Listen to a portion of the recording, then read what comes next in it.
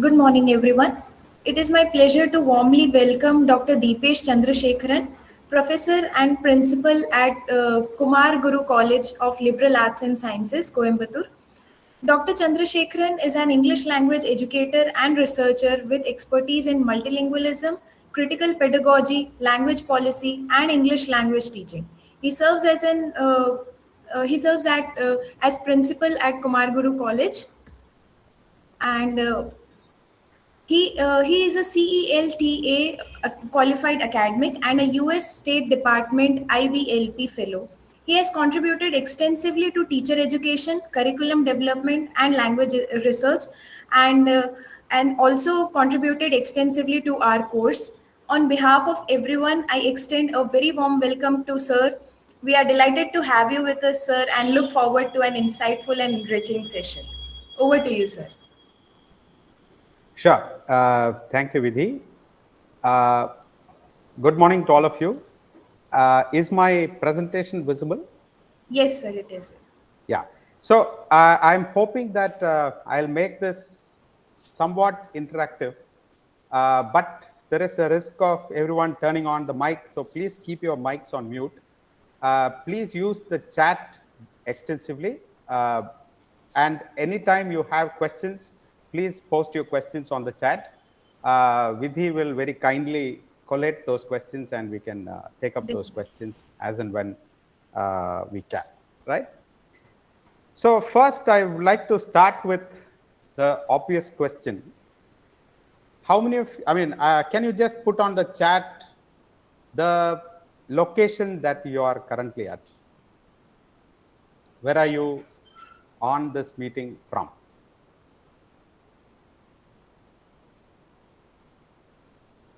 I can see Delhi, Hyderabad, Maharashtra, Nagpur, Fatehabad, Akola, Bangalore, Goa, Delhi, Pune, Visakhapatnam, Tamil Nadu, Gujarat, Goa, Bhubaneswar, etc. Virupuram, Haryana, Bhubaneswar, etc. Sure. So Jalandhar, Madhya Pradesh. So you're from across the cross section of the country, if we can put it that way. Now, when we talk about language policy in India, first we need to know what we mean by the word language, right? Since you have mentioned where you are from, can I also ask you next to put on your chat box the language that you think is your mother tongue?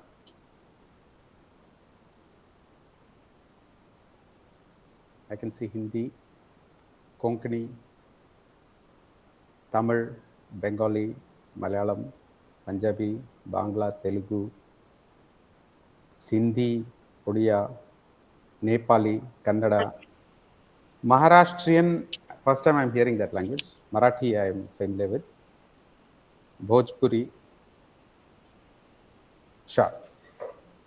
Great.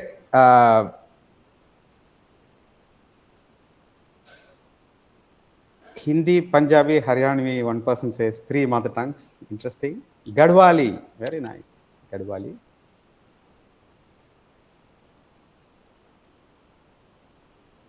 I'm waiting for a few minutes to see if there are any other languages. Lots of Hindis. Kashmiri.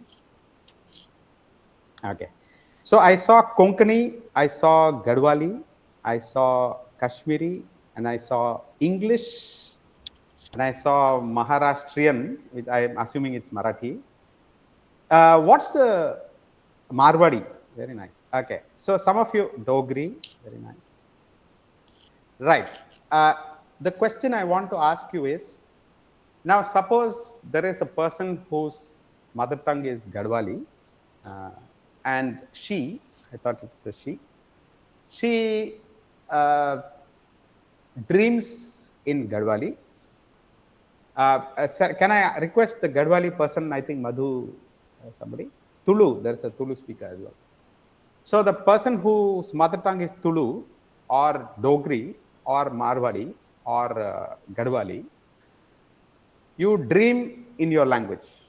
What's the language you first what was the language in which you registered your attendance when you were studying in school?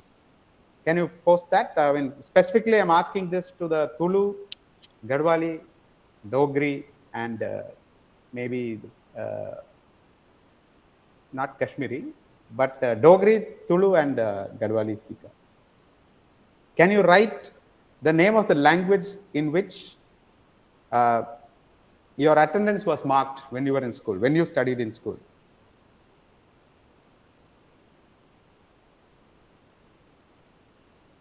Can you put it on the chat box? English, Punjabi, okay, and English. What was the language of instruction in your school? English. Most of you English, and obviously you are teaching in English now, right? So right across the spectrum, you can see there is a certain language which we consider as mother tongue. There's a certain language which is taught in schools or is used in schools informally while taking attendance. And there is a certain language which we are teaching in the school, which is also different, right? So Hindi and English is the medium of instruction, I assume that's the answer. Sure, you can stop chatting for a bit. Can I also now ask you how many languages you know? Wait, before you write the number, how many languages you know in the sense that you can understand them clearly? Not speak, not write, but understand. Swati says 5, 5, 6, 3, 2. Kamini says 2, 4, 10. Wow. Right. 3, 4, 3, 4, 3, 4, 6. Okay. Sure. So I assume that at least 2 languages are there. I mean, I'm sure that there are 7 also. 7, 5. Some of you have written 2. I think very few have written 2. I'm assuming that those who wrote 2 are referring to Hindi and English, right? Right. Some of you have written 5, 7, and so on. We say 5, 7, 10, and so on. How do we define a language? Do we make a difference between Gadwali and Kumaoni, Tulu and Kannada, Marwadi and oblique Rajasthani, oblique Hindi? Is there a difference, or they are all dialects of Hindi? Just write in your chat whether there is a difference between Gadwali and Hindi, between Tulu and Kannada, between Dogri and Kashmiri. There is a difference. Oh, there. Some of you say they are dialects. Okay. So there is difference. Some of you say they are dialects. A system transfer of thoughts. A lot of people. So some of you say they are dialects. Some of you say there are differences. Salinia, you say Tulu and Kannada are different. I'm assuming, right? So if they are different, that means they are different languages. You're saying, or you're saying they are dialects of the same language. That's what I'm asking. Okay, sure.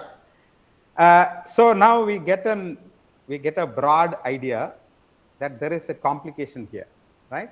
Where do we draw the boundary between what is a dialect and what is a language? Now, unless you make sure you know what a language is and how it's different from dialects, you cannot go forward in a discussion on language policy. Correct? So what I wanted to do, I'm assuming that all of you have this chapter with you, this chapter called language policy, which I have a role to play. I had a role to play in writing, right? Do you have that chapter with you? Yes, sir. It was shared. Yeah. So you have the chapter. Some of you may have read it. Some of you may not have found the time to read it, because if there is one profession which is terribly busy without getting credit for being very busy, it's school teaching. Oblique teaching in general, school teaching especially, right? So I'm sure that some of you, if you have not found the time to read it, you will find the time to read it. And I hope you'll be motivated to read it soon after this meeting. But what I want you to do, if you can, is go to that chapter. There are two maps right at the beginning. I don't want to project that map because that would be spoon feeding for you. There are two maps in the chapter. Both have a different orientation. One shows just the broad languages. The other shows languages in detail, in somewhat in detail, right? That is just for you to get an idea on how languages are classified. Now, this presentation I want to carry through broadly with four broad topics, which may align with your chapter. First, I want to emphasize and draw your attention to India's rich linguistic diversity. Now, right now, when I asked you to chat, you put 7, 10, so many languages, which are, I mean, when I asked you your mother tongues itself, you gave me such a variety, right? So India has rich linguistic diversity. I want to focus on that first. Second, I want to talk about language policy in a broad way, language policies that we have in India in a broad way. Third, I want to draw your attention to the complicated nature of English language in this ecosystem that we have in India. And fourth, most importantly, we will discuss learning English itself in the multilingual context. Okay. So if you look at, so one shows the languages, the other shows the dialects, you are saying. All right. I'll just point out to you that the Gadwali speakers, for example, the speaker which we have in the meeting here, will claim or will assume that Gadwali is a legitimate language of its own. The Tulu speaker, who we have in the meeting here, will assume that Tulu is a legitimate language of its own. It's not a dialect of Kannada. It's different from Kannada, right? It may not have a script. It may use the Kannada script. Gadwali may not have a script, might use the Devanagari script of Hindi. That's okay. But script is not what defines language. Language is defined by how you are able to communicate completely with full comprehension between two or more people. And the person who doesn't use that language cannot fully comprehend that language. That's the broad, basic definition of a language. In that sense, you might argue that Gadwali and Tulu are legitimate languages, not dialects of other languages, right? So some of you have written, Sajjad has written a definition of language as having syntax, semantics, vocabulary. Dialect is a variation of a language, outgrowth from a mainstream, and so on. Right. I'm not getting into, for example, he says Persian is a language, Dari is a dialect, and so on. Sure. I'm not getting into, because then we will not go anywhere. I want you to think about the idea of what is a language and what is a dialect. And I don't want you to have a absolute controversy-free understanding. No, there will always be that that sense of disagreement that people will have about where do you draw a line between a dialect and the language, right? So, but I want you to draw, I want to draw your attention to the fact that the idea of a language, the idea of a dialect is very personal in many sense, because you might think that this is a legitimate language, but the system around you, the governments, the policymakers, might not think that your language or the language you think is your language is not a language, it's only a dialect of another language, right? So the idea of dialect and language is a rather complicated one, and I want you to think about it even as you are teachers of a language, right? Sure. First, India is one of the most linguistically diverse countries in the world, right? So if you look at the census, which is the official governmental body or section which counts the number of languages in the country, you might have a certain number, right? So in the chapter, I've clearly said how many mother tongues are recognized as mother tongues. Initially, how many are reported as mother tongues, and how they're rationalized by authorities to say, okay, these are considered by mother tongues by the speakers, but we don't think that they are mother tongues. So we'll rationalize them into 1652 or whatever, right? So certain 1500, 1600 mother tongues, which are considered rationalized mother tongues by the census. The census has a certain number of mother tongues, certain number of languages. The government of India, under the Schedule 8, 8th schedule of the Constitution, recognizes a set of languages as official languages, 22 currently. There are other speakers of other languages who are waiting at the door and telling the government, please recognize our language as a legitimate official language and include it in the 8th schedule, right? So because there are various advantages of having your language recognized, right? So you know that there is a complexity between what a language is and what a dialect is. But however you define language, India is one of the most linguistically diverse countries in the world, right? So there are Papua New Guinea, there are many other countries where there are many, many more languages. But if you think of a large country with diversity, linguistically diverse topography, you will find India ranking among the top, right? So diverse that hardly any country will you find where languages belong to different language families, even, right? So if you take one section of India, you say, for example, Kashmir to Bihar, if you take that stretch, even if you go towards Gujarat for some extent, most languages which are spoken there, they all belong to one family, the Indo-European language family, right?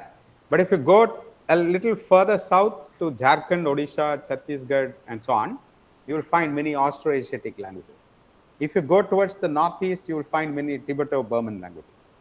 If you go south, you will find the Dravidian languages, right?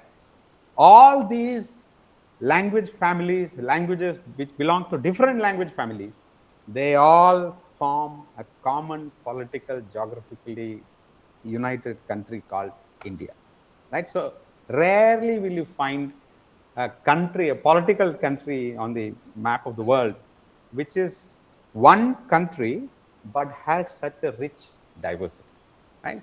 So even as we teach a certain language as a profession, we must be aware that India is extremely richly diverse, right? It's not diversity which is just on a superficial level.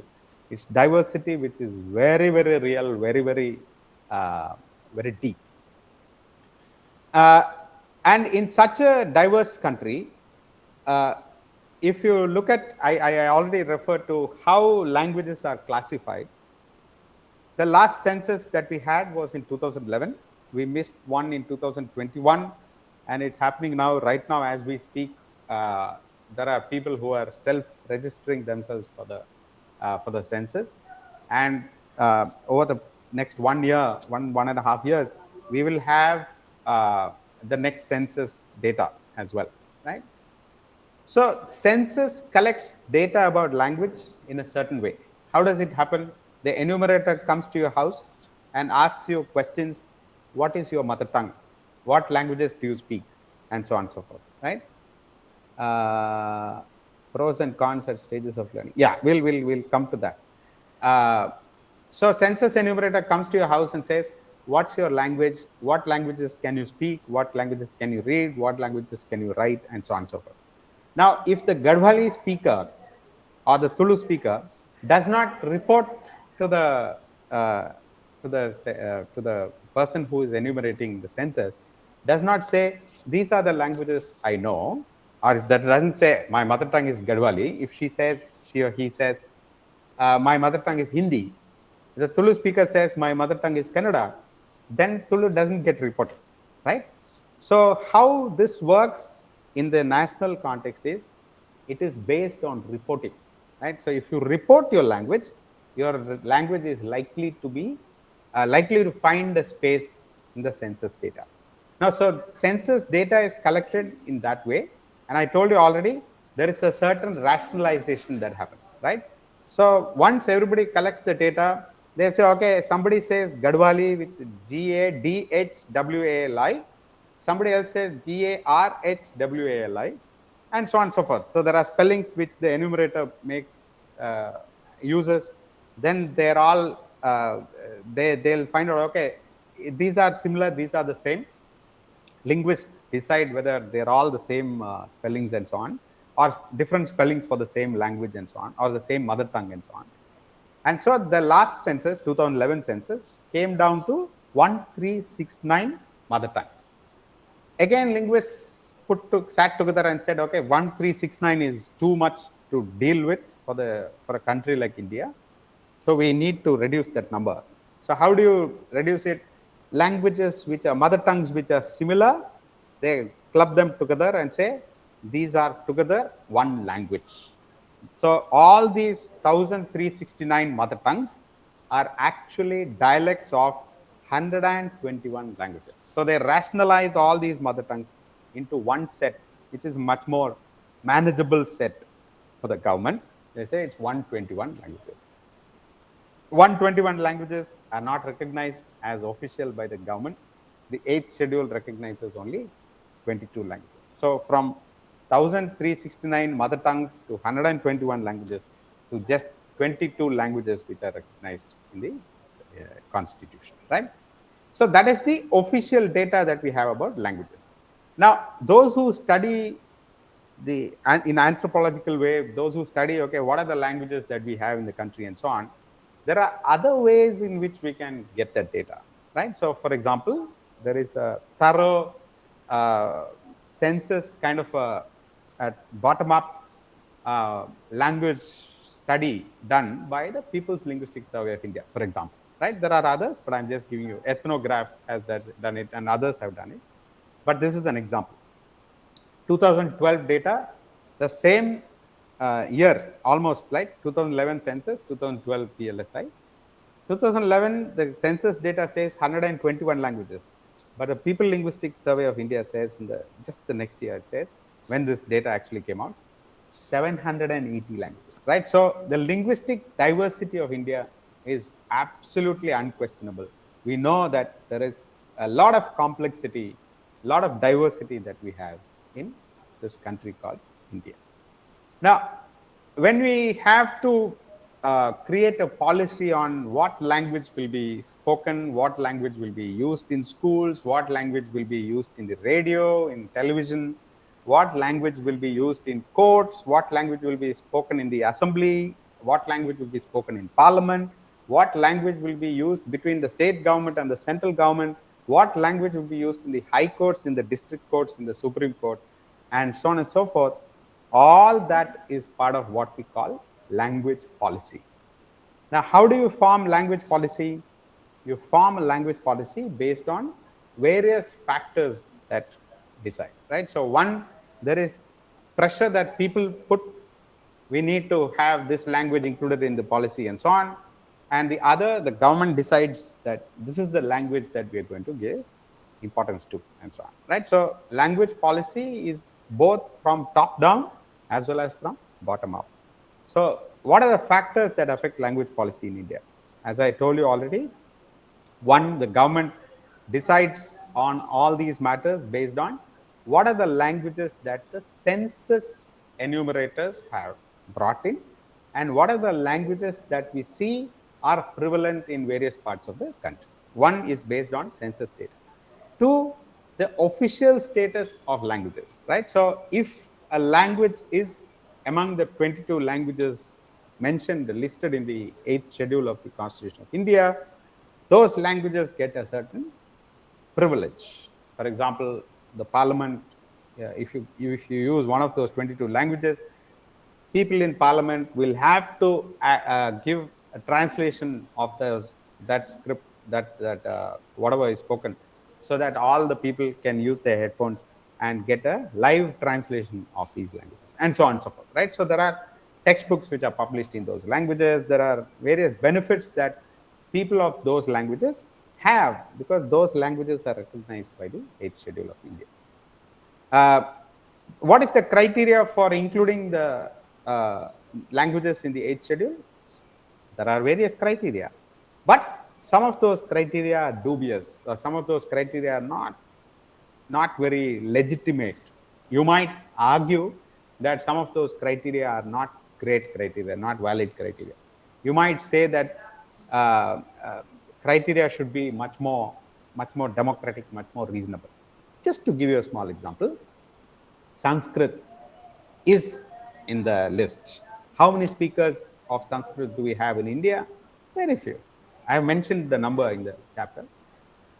But there are languages like Garhwali, like Tulu, like Kumaoni, like Gondi. There are many languages which are spoken by tens of thousands of speakers, but it's not mentioned in the 8th schedule. But there are languages like Sanskrit, even English, which are not very populated. Mother tongue users of the language is not much, but they are they find a place in this one, right? So there are various factors that go into what languages are included in the 8th schedule.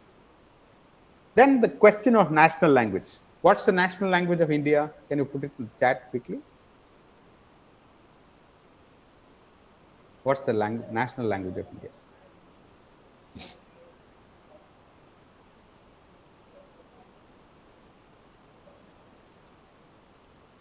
Some of you say Hindi, some of you say 22 languages, some of you say no language, some of you say both, which I assume you're saying Hindi and English.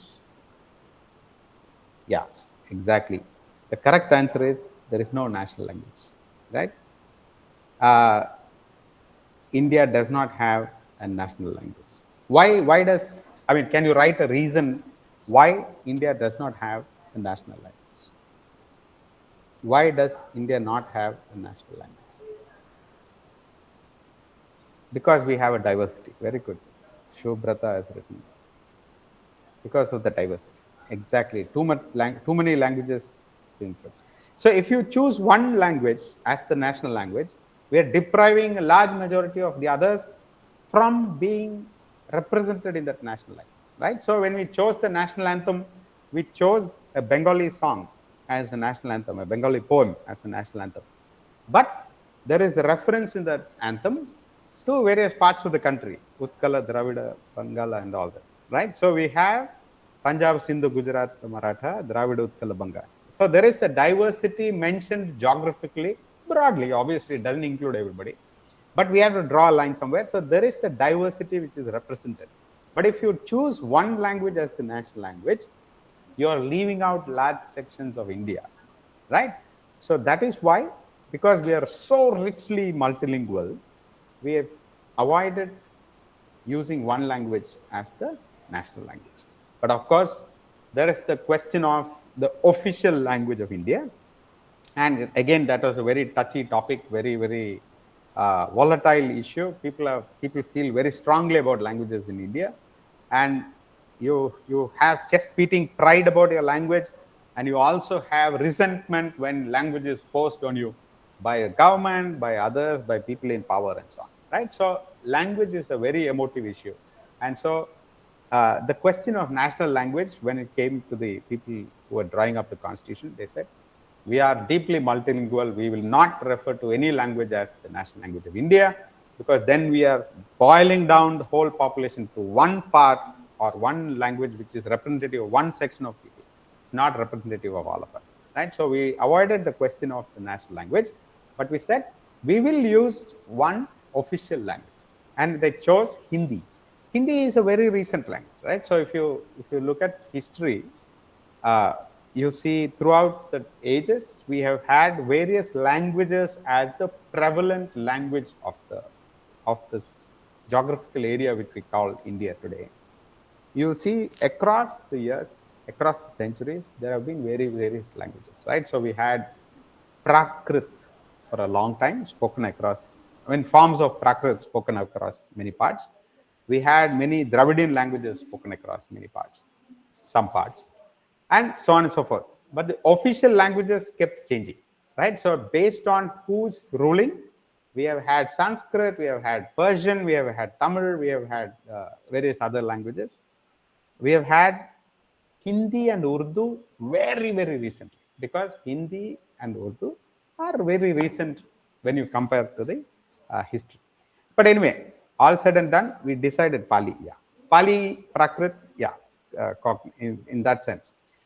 So when we look at history, uh, from all the factors, considering all factors, the constitution writers, our freedom fighters, our political leaders decided in their wisdom that Hindi will be an official language.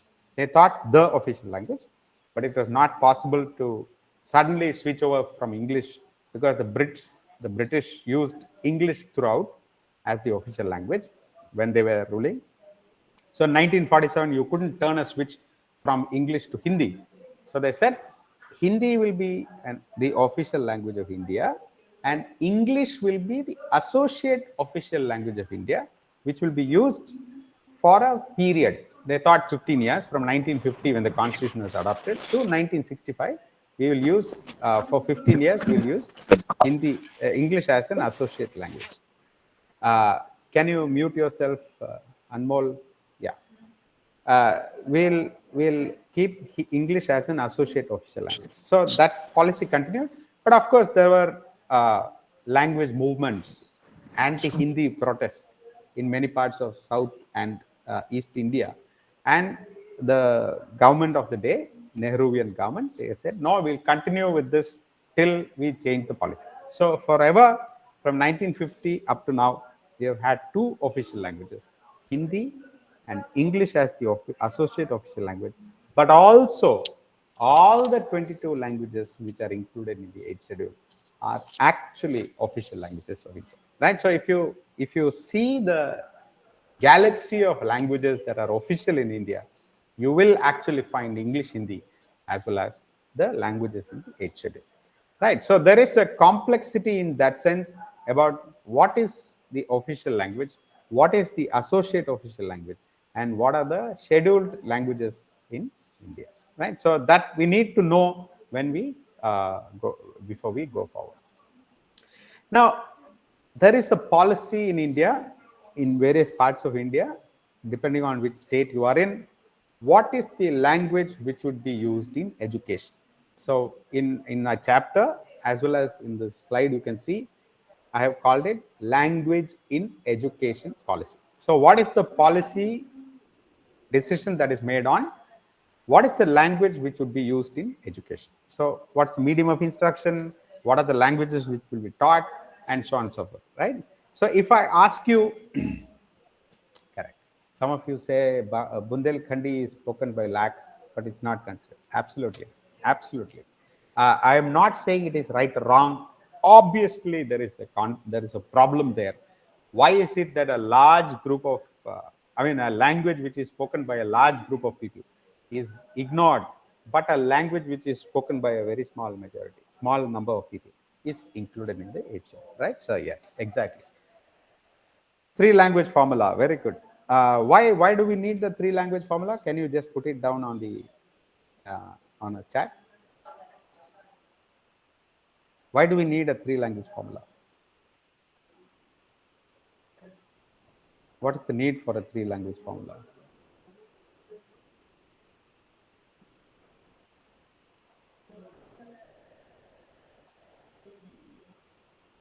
Hindi, English, and any other Indian language. Yeah. One is mother tongue. To respect, promote multilingualism. Very good. So to take care of your local regional needs, to take care of the broader regional, larger regional needs, as well as to take care of national oblique international needs. Very good, right? So some of you have said Hindi, English, and a regional language. Sure. Sure. Mother tongue, state language, official language. So that's a dubious way to think about it if your state language is not Hindi, right? So, but anyway, you can think of it as somewhat regional aspirations, broader regional aspirations, and national oblique international. How does India balance the promotion of Hindi as an official language with the constitutional protection of 22 schedule, and what challenges does the three language formula face in non-Hindi speaking states? Brilliant. That's a great question. But I'll come back to that. I'll hope that Vidhi will take this up later. Right. So there is English, Hindi, and a regional language oblique a mother tongue. There is the idea that uh, you need to uh, you need to learn a language which is closer to your uh, geographical region. You need to learn Hindi because you can communicate with almost every other state, and you need to learn English because it's an aspirational language, language which some people consider, or many people consider, as the passport to success in life, right? So you have to sort of negotiate the pulls and pushes of these various factors before we create a policy, and so that is why originally the idea of the three language policy was drawn, right? I am not at all saying that the three language policy is a panacea for all the problems that we have vis-a-vis language in education. Absolutely not. It has created new problems. There are ways in which we have sidestepped the requirements of that, right? So, for example, if you are in UP, you can actually easily teach Sanskrit as the third language. So Hindi, Sanskrit, English. Hindi and English are taught everywhere, and you add a Sanskrit, which is a cognate language, which is very similar, right? So in many ways, you are sidestepping the broad idea or the broad intention or the objective of the three language formula. So in that sense, there was a slight corruption of the broad idea. Same way in some of the South Indian states, the language policy of the state decided that no, we will not teach Hindi because Hindi is imposed upon us. There is no need for us to learn Hindi. And so we'll only teach the mother tongue or the regional language and English. So there are some states where only two languages are taught, right? So as we know, education in our constitution is a concurrent subject. So it is there are policies decided at the state level. There are also policies decided at the national level, right? So the national policy has a certain broad framework, and the state might adhere to that framework and decide no, we'll stick to this framework, right? So there is a gray area in that sense. That is, policy in education is decided both at the state as well as the central level. Now, when you look at the state itself, now if you take a large state like Uttar Pradesh, so in the western parts, in Meerut and so on and so forth, you have Khadiboli. As you go towards the east, you have Maithili, Bhojpuri, and so on. So how do you decide what is the state regional language, right? So do you teach Gadwali? Do you teach Bhojpuri? Do you teach Maithili? Do you teach Magadhi? Do you teach Kadiboli, which is Hindi in all real senses, right? So do you teach Hindi? Do you teach Bhojpuri? Do you teach Maithili? Do you teach Gadwali? How do you negotiate this? That is taken by the state government, right? So the state governments generally consider Hindi as the regional language in that sense. And in many ways, some of these languages uh, get kept out of the education system, right? So language policy is a tricky issue. There are lots of complications where a lot of complications in the decision on which are the languages that we can choose as part of the three language formula, right? So, but world over, there is research which suggests that it's best if a child can have the mother tongue, that's the language that is spoken at home, that is used at home, irrespective of the script.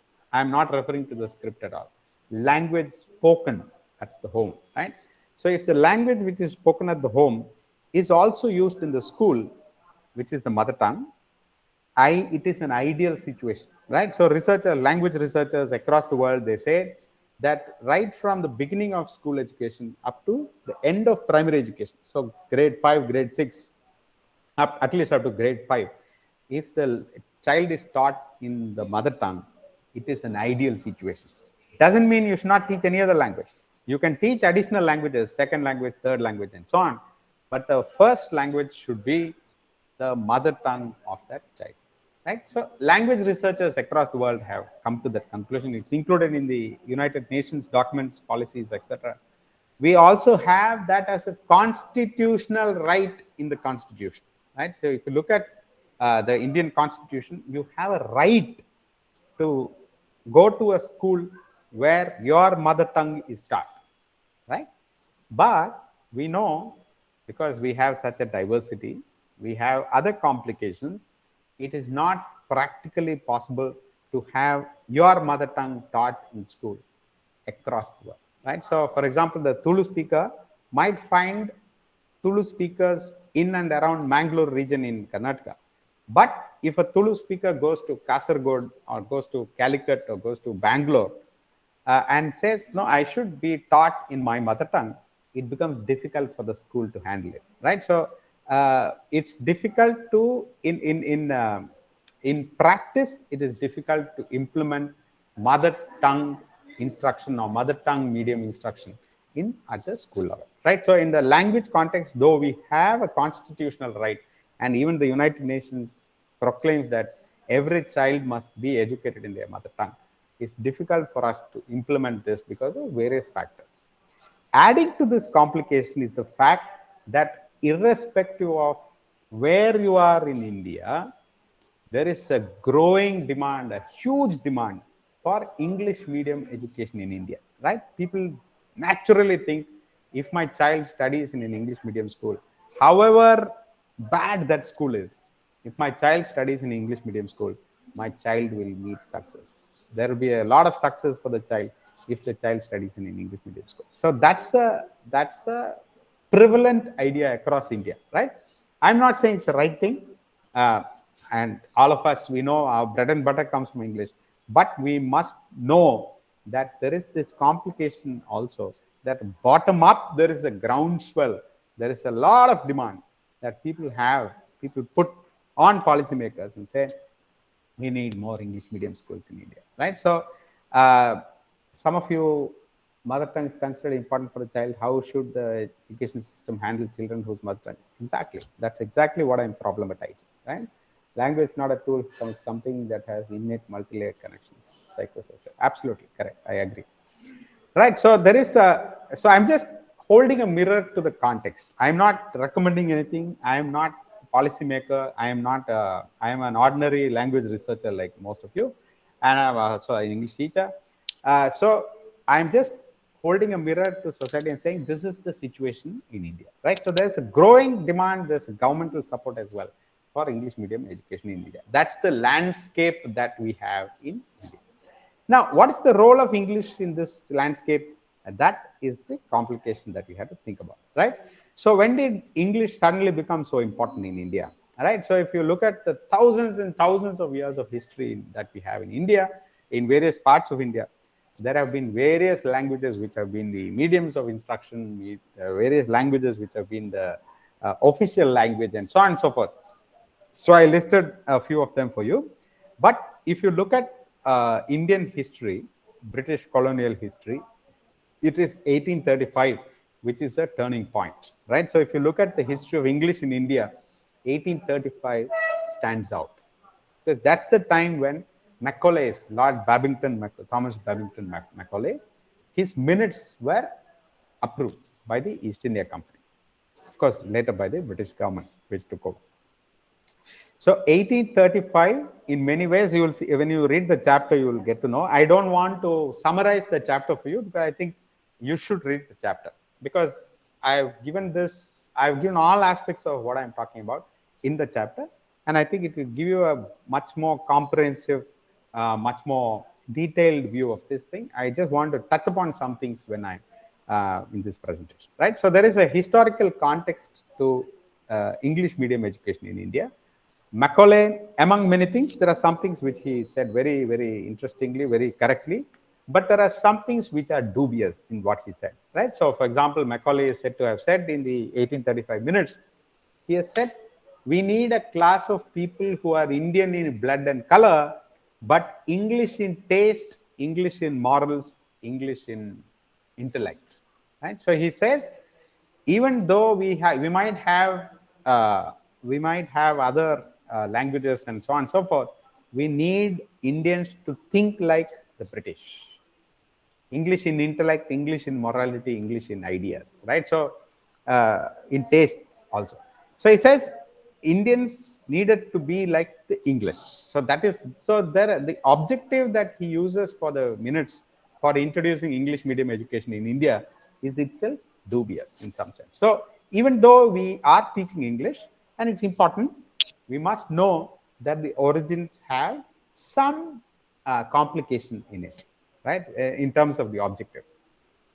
And what's the current scenario that English has in India? As I told you, English is a official associate language in India, and many parents perceive, even if they are themselves not fluent in English, they perceive English language education or English medium instruction as a as something that will be a that will act as a passport for success for the child.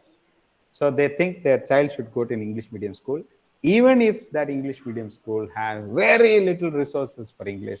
The teachers themselves are not fluent in English, does not matter. They think English medium schools will serve like a magic wand to help their child succeed in life, right? So there is that groundswell, a bottom up pressure that governments feel for introducing English language, English medium instruction even at the school level. Uh, Parents perceive English as a language of opportunity, right? So if you learn English, you will get avenues, many job opportunities. You can succeed. Your access to internet, access to higher education, access to many other things become so easy if you have fluency in English, right? Now, there are two ways in which people look at English, right? Uh, Deepika says, if English medium education is increasingly promoted and preferred, how practical is it to implement the three language format? Of course. Important official status, yet it's often called a foreign language. Why is this so? Yeah. I'll just come back to those questions. Now, there are two opposing forces that work in the context of English language, right? So I told you there are people who have researched language education, and they all claim that mother tongue medium education is best suited for education. So if you want to educate a population of people, you must educate them in their mother tongue. You can learn English, you can learn additional languages, and you can be equally fluent in those languages as you go. But the basic levels, the primary education should be in the mother tongue. There are researchers who say that. There are people who want to preserve the linguistic diversity of India, and they say you must teach in many languages. Only when you teach in many languages, you must teach in Garhwali, you must teach in Tulu, you must teach in Kumaoni, you must teach in Bundelkhandi, you must teach in Gond, and so on and so forth. Only then those languages will survive. Otherwise, they will be extinct soon, right? So there are people who vouch for the linguistic diversity, the preserving the English linguistic diversity. But on the flip side, there are people who look at English language as a tool for emancipation. There are people who look at English language as a passport to success, right? So that is the two ends of the spectrum that we have vis-a-vis English language education in India. What could be the reason for him to think that we need people to think, taste, and so it's English? But yeah, obviously, Persis is asking about Macaulay.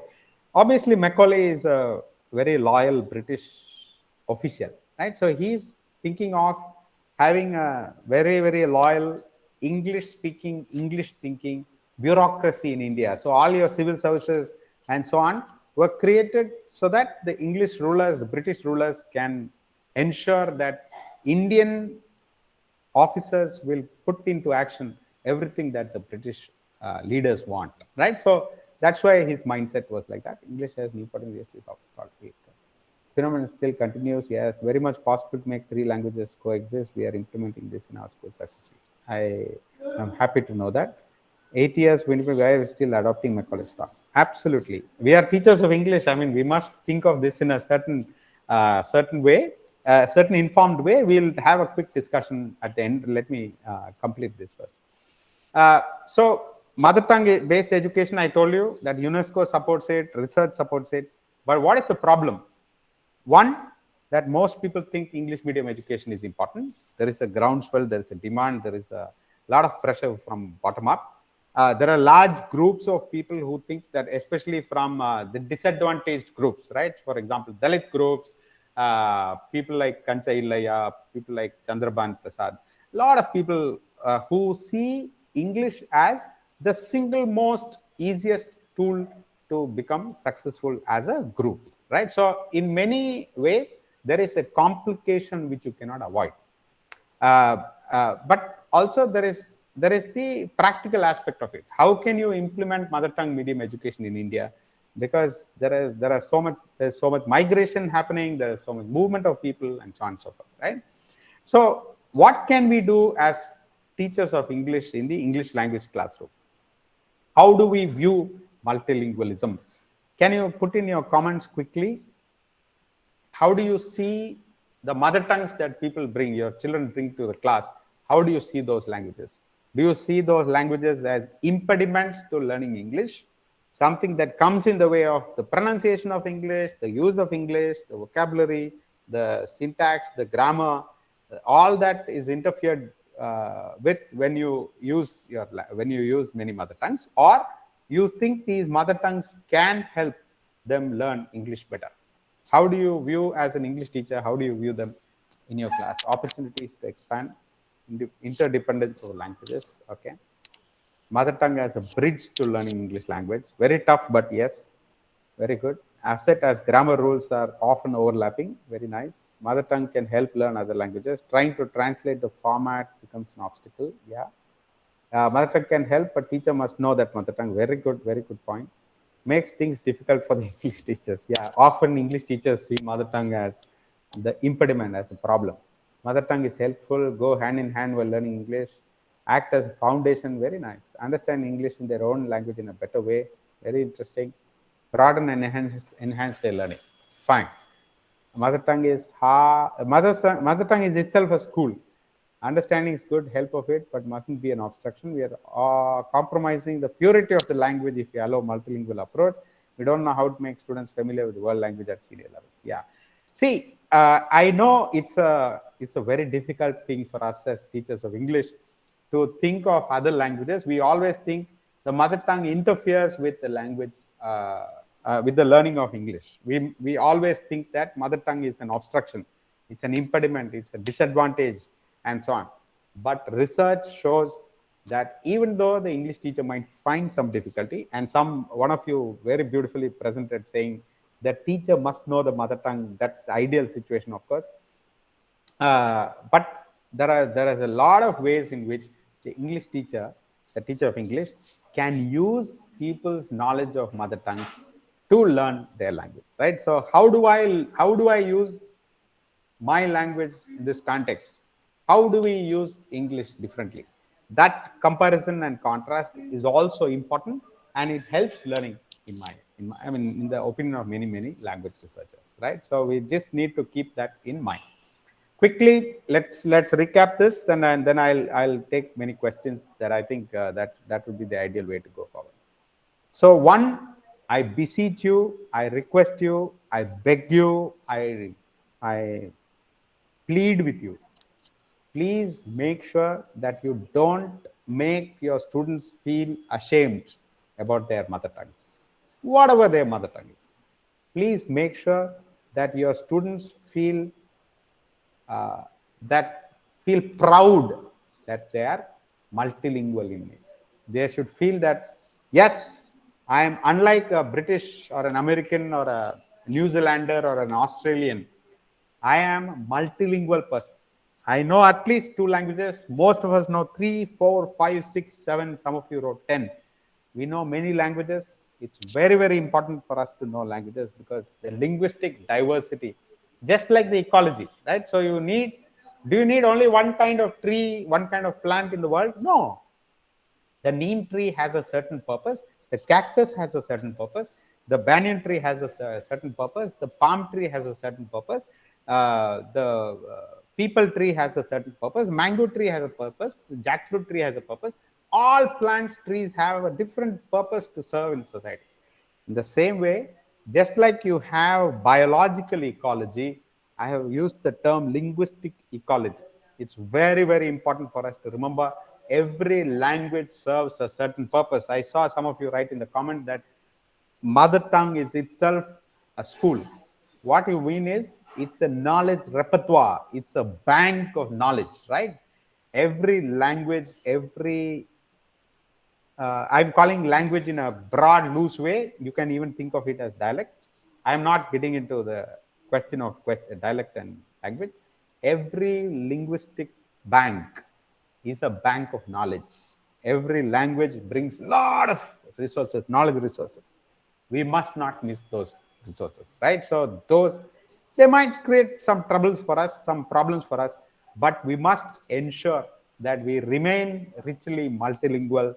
It is not enough for us to think of just one language, just one way of thinking, just one set of resources and knowledge. We must celebrate our multilingualism. That's the first one. Second, we must try and bring as much of our knowledge about policy into what we practice, but we can't be impractical, right? So you can't do something uh, on the fly and say, okay, this is our policy from tomorrow, and we're going to do it. Very, very difficult. Some of that will be very difficult. So, for example, policy people might all know that mother tongue instruction is very, very important. But how do you implement it? How do you implement a Tamil speaker? If the Tamil speaker is in Bangalore, can you introduce mother tongue, Tamil as the mother tongue in the school? Might not be possible. How do you introduce Tulu as the mother tongue in a place where there is no Tulu, right? So, like some of you said, the teacher must know the language. Exactly. How do you ensure that to the extent that you can, we must balance policy and practice? That's the second thing that we have to remember. Third, even as we are teaching English, we must not belittle or devalue the mother tongues. I am referring to mother tongue in the plural. We must not devalue the mother tongues that exist in our classrooms. When you go to a certain class, we must know what are the mother tongues of these children. We must ensure that we value those mother tongues, include ideas, comparisons, contrasts that we can bring from that languages, those languages into the English classroom. You might find it difficult, you might find it interfering, you might find it a nuisance. So difficult for me to negotiate all these languages. It might be difficult, but we will be doing great service to the children, to the society, to our linguistic diversity by saying, don't devalue your language. There is no fine for using any other language in the English classroom. Please feel free to include ideas from various languages, even the use of languages, other languages in the English classroom. Try and see if you can include and promote multilingual approaches in the education context. That is what I want to say. But quickly, I want to also leave you with some thoughts. How can we preserve this linguistic ecology as teachers of English? What are the challenges in implementing the three-language formula? And how can English teachers leverage students' multilingual language? Some of these questions you will find answers to even in the chapter, and feel free to write to me by email or even on WhatsApp. My number is given here. Right. So can we, Vidhi, can we go to some of these questions? Yes, sir. I'll just share the screen Yeah. and we can take up the questions. Shall I stop presenting? Yes, sir, you can.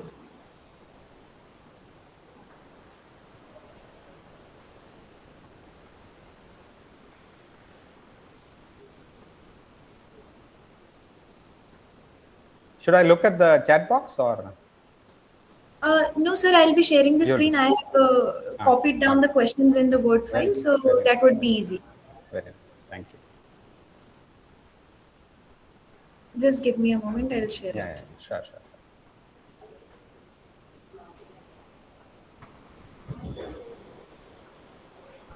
So after this presentation, please feel free to look at that chapter very closely. There is no, I mean, I'm not given answers to all questions that deal with languages or dialects or policy, but I have at least listed out some discussion points, And I hope that it will make you think about some of these questions that we sometimes take for granted.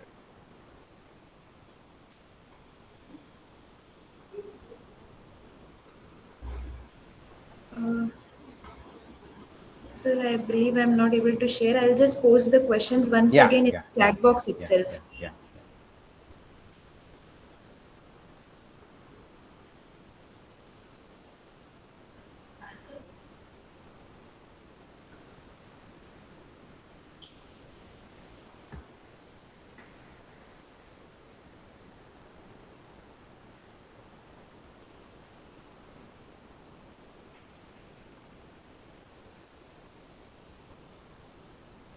So the first question, sir, is by Dwepayan Roy.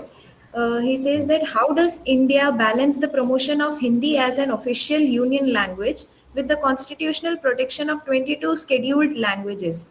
And what challenges does the three language formula face in non Hindi speaking states? Yeah. So, as a matter of policy, the government of India promotes the use and learning of Hindi through various methods, including uh, through some associations, right? Hindi Sansthan and so on and so forth. What are the, I mean, so that is promotion of Hindi is happening in a big way all the time. So I don't have to dwell on that. Constitutional protection of 22 scheduled languages. Also, the government promotes the use of these languages in the parliament, for example, in many ways. The official languages are allowed and encouraged in many official contexts, right? So that is also there.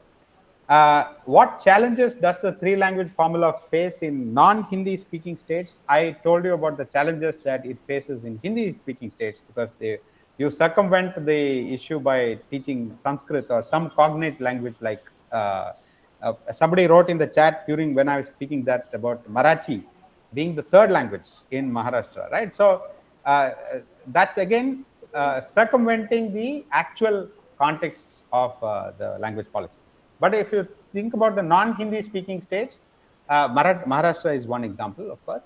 But if you say South Indian states and the Eastern Indian states, even states like Kashmir and so on, the three language formula says you must learn your regional language oblique mother tongue or the official language of the state of that state. Second Hindi, third English, or second English, third Hindi, right? So most states use that formula. What are the challenges? There are some states, like I told you, in Tamil Nadu, it is just a two language policy, just Tamil and English. In some states, in some schools, they also use some other languages like foreign languages and so on. So there are ways in which this language policy gets diluted. I am not saying it's a good thing or a bad thing. Whether the policy is right or wrong, also I am not saying. I am saying just this is the situation, right? I think Vidhi is able to project now. Yes, sir. Yeah, yeah. Uh, so now, Kindly elucidate the structural framework of language R1, R2, and R3. I don't understand what you mean by the structural framework, if you ask me that way. Actually, there is a complication at all levels. I'm not best suited to uncomplicate it for you, right? Sure. If mother tongue is considered important for a child's learning, how should the education system handle children whose mother tongue is different from the regional official? Absolutely. That is the problem. I mean, sir, what I'm saying is I don't have the answers to that because I have myself worked as a school teacher, college teacher. I am now an administrator. I worked both at the policy level as well as in the publishing and I've material level. For example, I've contributed to this material. So I know this problem is not easy to solve. It's not like somebody can sit and wave a magic wand and it will get sorted. Of course not, right? So we must make at all times an attempt to ensure that to the extent that it is possible, include the mother tongue in the school, right? So for example, if you're a Tulu speaker in Karnataka, can we ensure that if there is at least these many speakers of Tulu in that region, can the school include it, right? So there should be some algorithm for it instead of the lazy approach of saying no, we cannot teach Tulu because this is a Kannada state. Or even that example of the teacher who said about Marathi being the third language, even in Maharashtra, that's not fair at all. We must keep Marathi as the first language as much as possible. If the large majority of students are Marathi speakers, Marathi should be the first language. English and Hindi can be a second and third in whichever order. So we must find ways in which mother tongue can be given its importance. That's Sir, the can I first add thing. one thing in The R1, English medium R2, and education. R3 policy, if you don't mind? Sir, Yeah, please go ahead. like somebody was asking about R1, R2, and R3. So, end of the day, CBSE is telling about the learning outcome end of the day. So, if it is R1, so learning outcome will be changing, and R2 and R3. So, the quality of language may differ, I feel Of somewhere. course, So, can you of just course. add few things on that, sir? Like, if the learning See, outcome is like, suppose if it is third language, learning outcome is very easy, like child should just learn the language, so you just introduce the correct, language and leave it. But correct. we consider English as a bread and butter, so if we give them as a R3, so learning outcomes are like, you Now, understand, sir, just see, want. I understand. Thank you for dinging it in, rubbing it in many ways, there is the complication of what is the language you choose as a first language, what you choose as a third language. The third language, in many ways, is just like a formality, especially in our schools, where third Yes, sir, language is exactly. just that you have to have a functional knowledge of it. You might not even be able to speak in it. But my opinion is that if languages are taught well, if the first language forms the base, that is up to primary education, if the mother tongue oblique the official language of the state, oblique the regional language, taking all those complexities, if that language is the first language up to grade 5, and sound grounding is given at the L2, like R2 level for both the other languages, I think at 6th onwards, you shift to English or Hindi, maybe English. You can develop good fluency in 3 languages. So currently, what is being done is that a namesake thing is being given for Yes, sir. the third language. But I think if we use that method, which Huh. actually the UN also suggests, it will be much more comprehensive, right? Yes, So sir.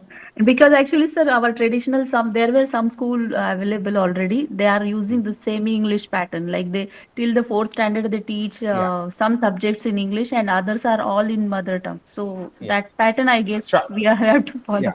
yeah, that's the ideal thing. But I mean, again, I'm not saying it's the recommended thing for across the context. In some very urban context, you might not find students belonging to one language, might be various languages.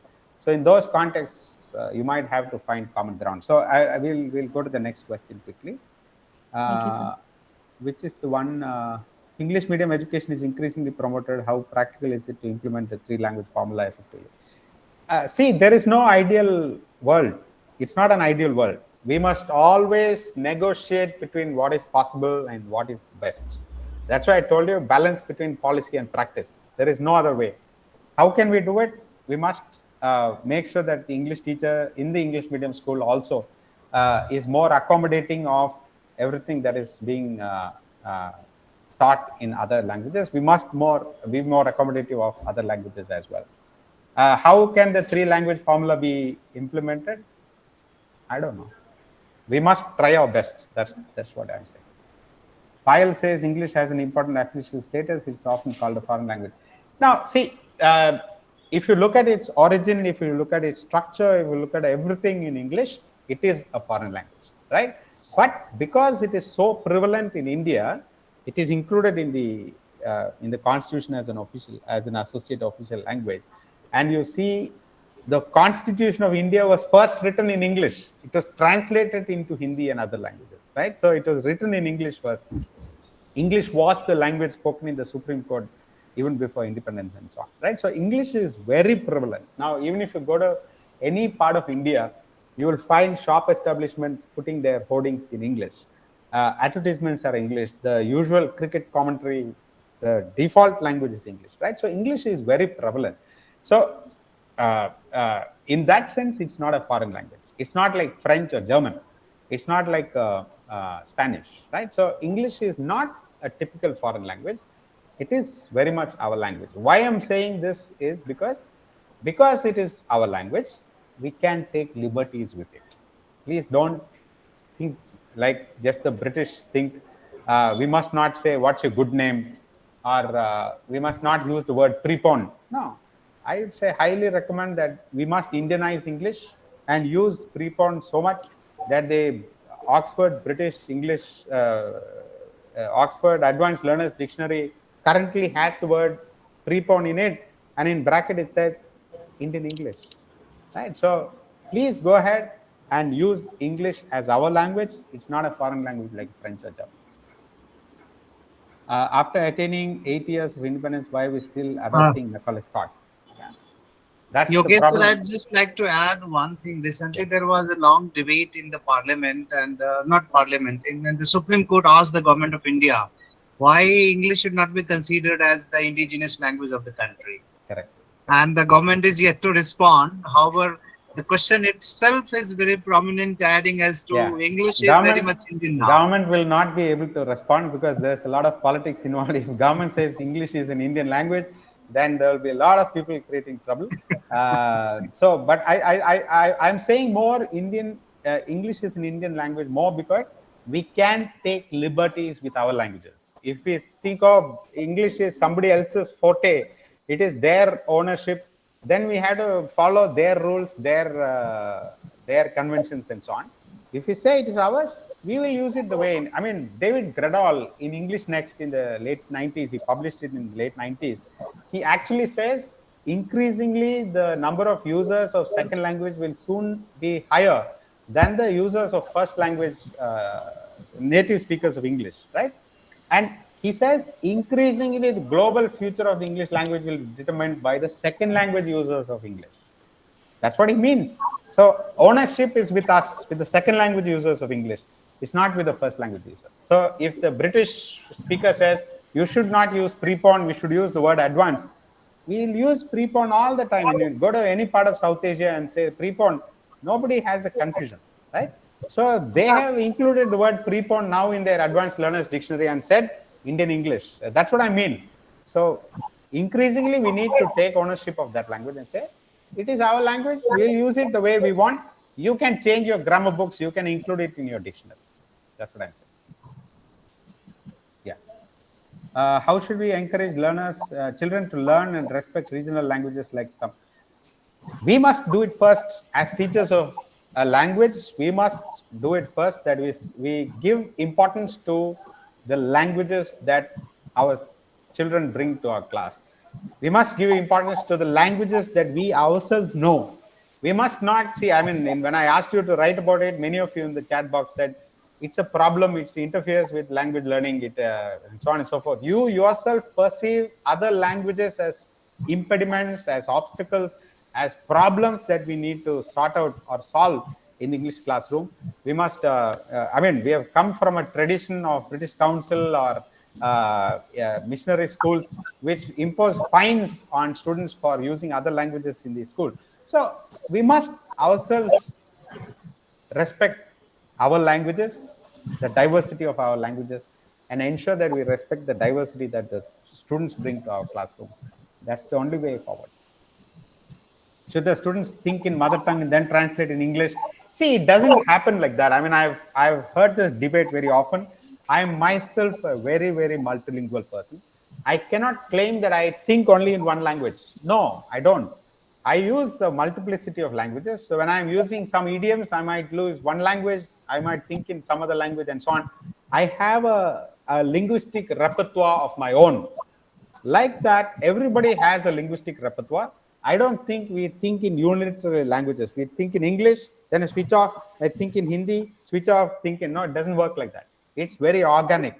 So I don't think this problem or thinking about should we think in one language and translate and all that doesn't occur. No, we think in several languages. For example, if you ask me to think about snow, about ice, and so on, I will think only in English. I cannot think in any other language because the context, I don't see snow around me, right? So if I think about rain, if I think about Indian trees and so on, I don't think in English. I think in my own languages. If I think about dishes that I eat, I don't think in English. I don't think, oh, it's aubergine or it's brinjal or it's eggplant or so on. I think about that in my own languages, right? So I don't think thinking happens in a unitary way. We think in one language, we switch off, we translate.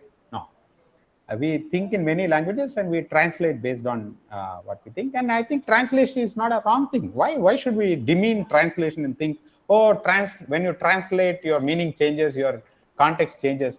No, I mean, that change is beautiful. It's good. Why should we demean translation? Yeah. Chapter talks about preserving linguistic diversity, but languages also naturally change. And yeah, of course, disappear.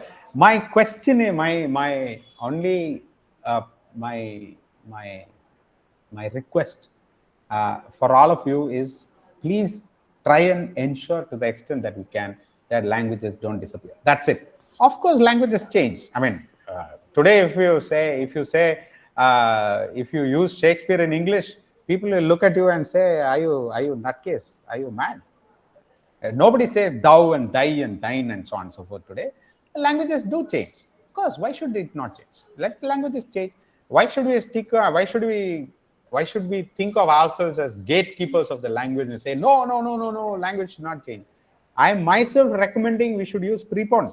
I am recommending we should change. We should bend and twist, and we should use languages as malleable things. Why not? Why should we preserve the purity of the life? I saw a comment also, somebody is saying about purity.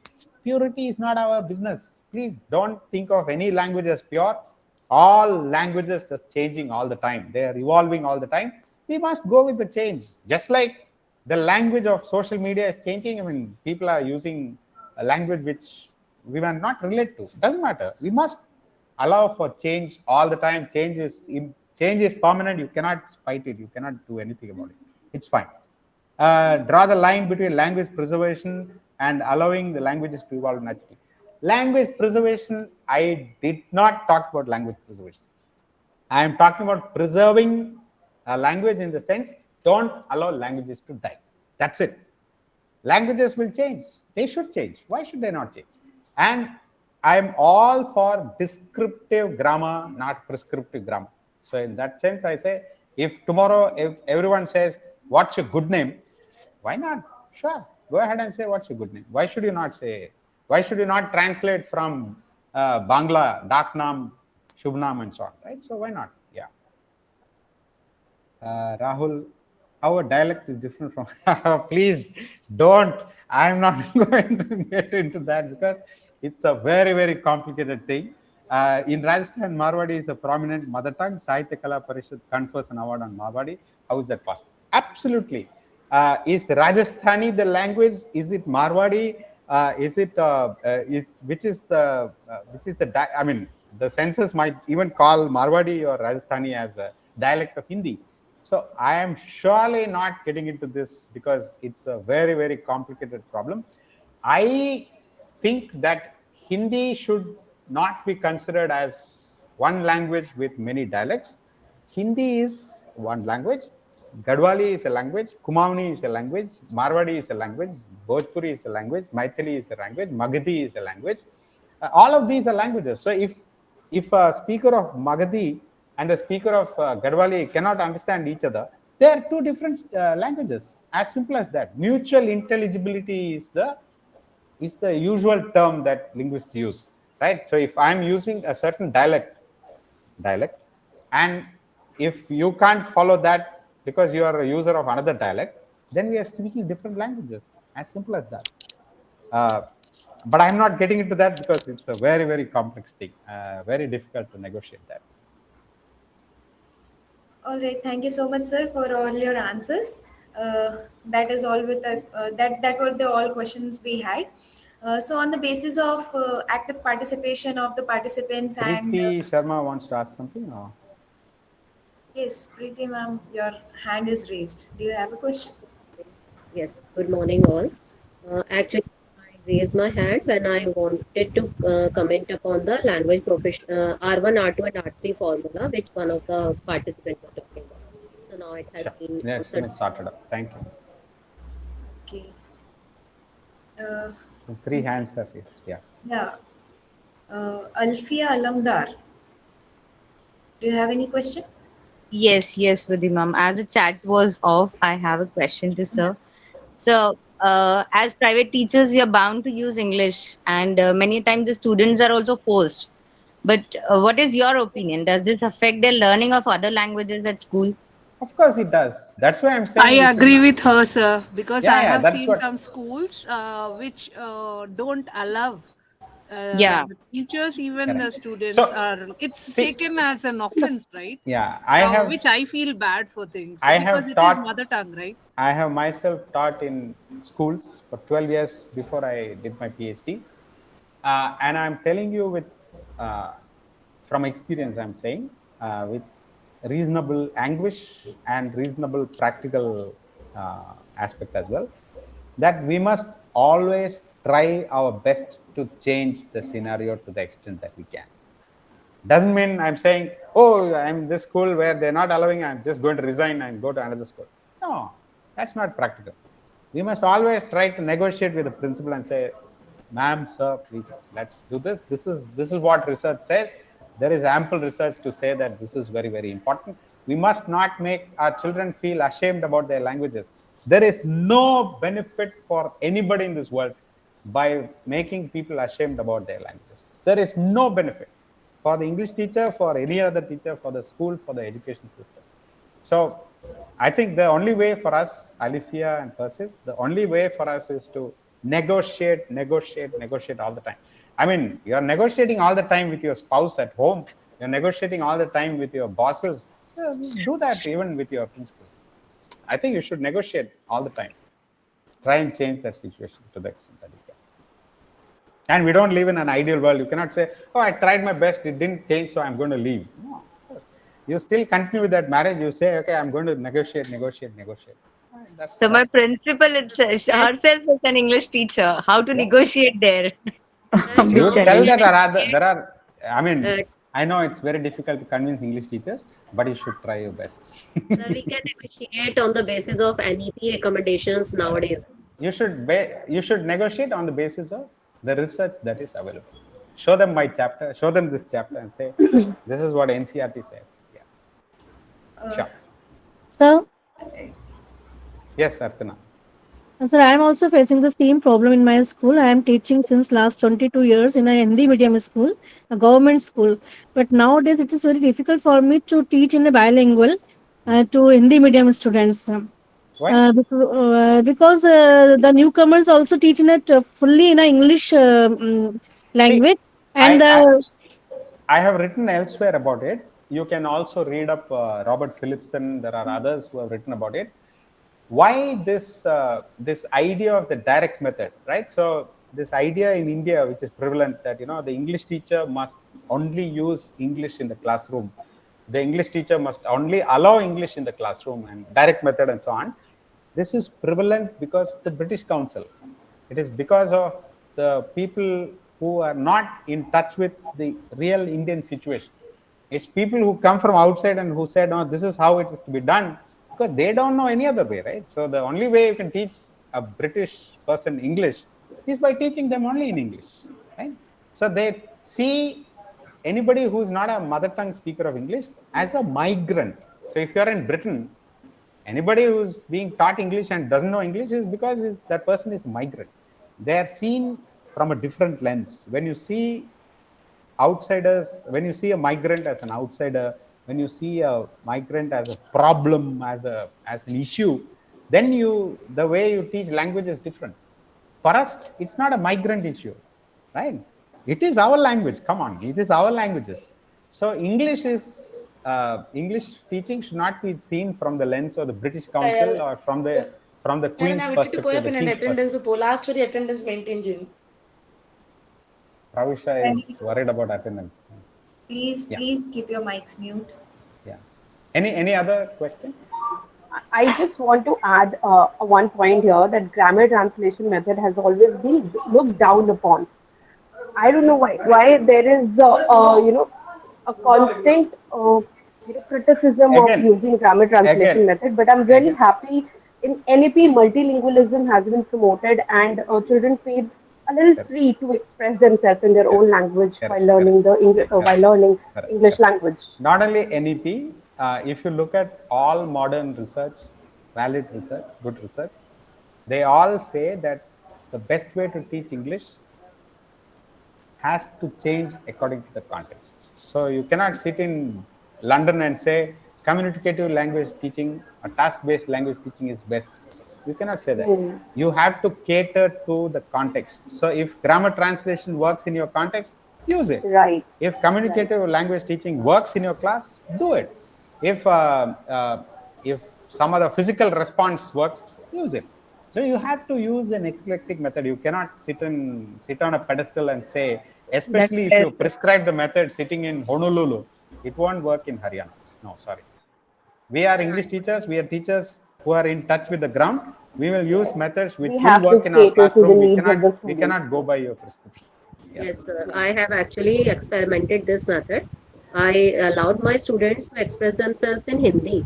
After that, I promoted them to use the same sentences or the same thoughts in English, and they Very actually good, very good. succeeded in that. So one of the things, one of the ideas I have included in the chapter, if I'm not mistaken, in this one or the other one, I have said that for comprehension, if you are giving a text in English, whether listening or reading, if they read in English, they can write answer the questions in their own mother tongue or in some other language. That's okay because you are testing only comprehension. You're not testing their expression skills, right? So you can use multiple ways in which you can do it. Please keep the lens on that there are other languages. We need not be dismissive of those languages. Sure, we are at 12:30. Yes, Niti is getting impatient.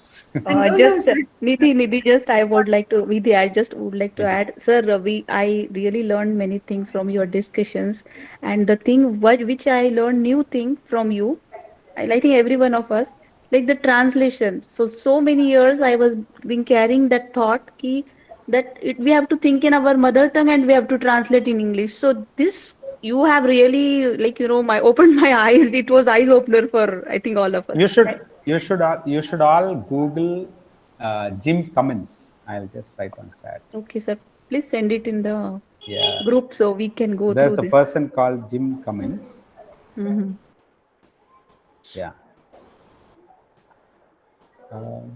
Did it go? Yeah. Because in many seminars and all I heard this the same thing we are thinking in our mother tongue and then translating in English. But you are the first person whom I learned this So today. Jim Cummins has an idea that he says it's not, it's like an iceberg, right? So on the top you can see the iceberg and you think, oh, this is one iceberg, that is another iceberg, there is another.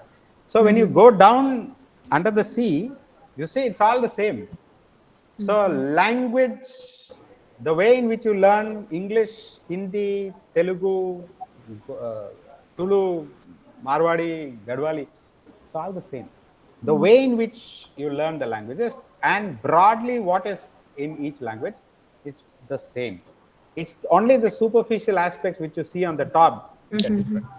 So So in that many ways, even blockage when has we been think, removed from, I think many of us, like we are removing that blockage of like translating. Now it's very easy. If we are convinced, we can convince our children and end of the day correct, teachers, correct, everyone. correct, correct. Thank you very much.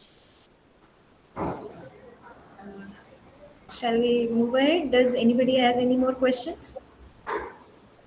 Maybe we can wind up. Okay, okay, sir. Thank you. So I think Deepesh sir has been, he has taken more than 1.5 hours. So great, we can wind yes, up. sir, actually. So I would like to call Mr. Amar Singh to give the feedback and vote of thanks for this session. Mr. Amar, are you here? Thank you very much, ma'am. I am Can very you please happy, and my happiness knows no bounds. So, yes, ma'am. Yes, ma'am. can you please switch on your camera? Okay, ma'am. Okay, ma'am. No problem. No problem. Today, my happiness knows no bounds, and I am on cloud nine to find such very informative, very useful, and very creative session by respected sir. And the very good cooperation from all the participants and our learned Dr. Ganga sir. Invisible power, invisible energy we are getting. Although he is not visible, even then I am getting invisible energy. So I am very grateful to him and very thank you very much, sir. Thank you so much, sir. And I believe I agree with sir that it was indeed a very engaging session.